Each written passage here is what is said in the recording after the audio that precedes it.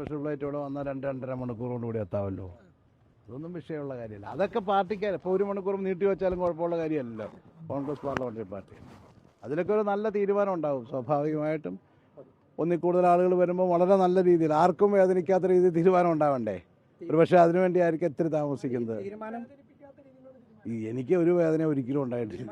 എപ്പോഴും അന്ന് എനിക്കിപ്പോൾ പറയാൻ പറ്റുന്ന കാര്യമല്ലല്ലോ.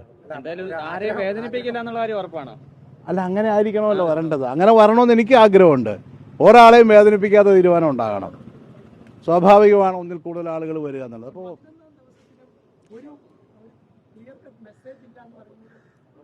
11-ാം ദിവസമൊന്നും ഇച്ചിരി കൂടിയ ദിവസമൊന്നും അല്ലെന്നേ. ഇതിനൊക്കെ മുമ്പ് ഇതിനേക്കാൾ ദിവസം വന്നിട്ട് CPM-ന് എന്തടിയായിരുന്നു ആ സുശീല ഗോപാലിനും നമ്മുടെ നായനാരും ഒക്കെ വന്ന അതുപോലെ എത്രയോ സമയങ്ങളിൽ. ഇതൊന്നും സർവ്വസാധാരണമായ എല്ലാ പാർട്ടികളിലും ഉള്ളതാണ്. കാരണം മുഖ്യമന്ത്രി സ്ഥാനമാണ്, വളരെ പ്രധാനപ്പെട്ട ഉത്തരവാദിത്തമാണ്. അതിലേക്ക് വരുമ്പോൾ ഒന്നിൽ കൂടുതൽ ആളുകൾ അത് ഒരേ നിരയിൽ നിൽക്കുന്ന 3 പേര് നിൽക്കുമ്പം സ്വാഭാവികമായിട്ടും ഹൈക്കമാൻഡിനും അതിൻ്റെതായ ഒരു താമസം ഉണ്ടാകും. എല്ലാവരുമായിട്ട് കൺസൾട്ട് ചെയ്ത് തീരുമാനമെടുക്കുമ്പോൾ തെറ്റുപറ്റാൻ പാടില്ലല്ലോ. അപ്പോൾ അതുകൊണ്ട് ഉറപ്പായിട്ടും രമേശ് ചെന്നിത്തല സീനിയറാണ്, രമേശ് ചെന്നിത്തല അർഹനാണ്. ഓരോരുത്തർക്കും അവരുടേതായ അർഹത അവരവർ പറയുന്നുണ്ട്. അപ്പം അതിനകത്തൊന്നും തെറ്റില്ല. പക്ഷേ ഹൈക്കമാൻഡ് അതിലൊരു തീരുമാനമെടുക്കണം. അത്രയേ ഉള്ളൂ.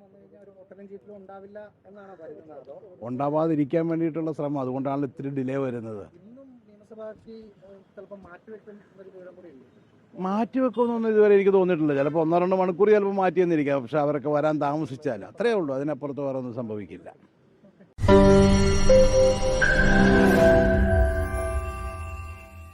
ലോകത്തെവിടെയായാലും ഏത് സമയത്തും 24 വാർത്തകളും ഓഗ്മെന്റഡ് റിയാലിറ്റി പാക്കേജുകളും എക്സ്പ്ലെയിനറുകളും വിശദമായി കാണാൻ ഞങ്ങളുടെ യൂട്യൂബ് ചാനൽ നിങ്ങൾക്ക് സബ്സ്ക്രൈബ് ചെയ്യാം.